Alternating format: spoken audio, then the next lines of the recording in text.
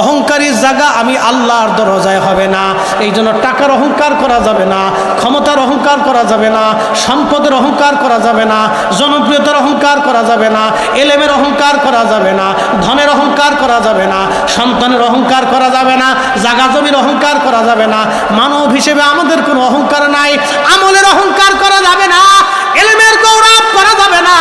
আমরা মানুষ, আমাদের কোনো অহংকার নাই। অহংকার একমাত্র আল্লাহর। অহংকার কার? আদম সফিল্লাহ অহংকার করলো, আল্লাহর সাথে তর্ক করলো।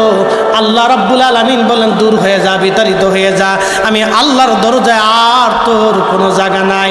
তার মানে আজাজিল যা করলো আমাদের উল্টা তাই করা লাগবে। আজাজিল অহংকার করলো, সেজদা দিল না, আমাদেরকে সেজদা দেওয়া লাগবে। আর আল্লাহর দরবারে মাপ চাইতে হবে।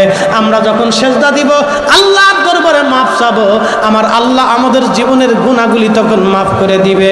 কি কথা কোন ঠিক কিনা?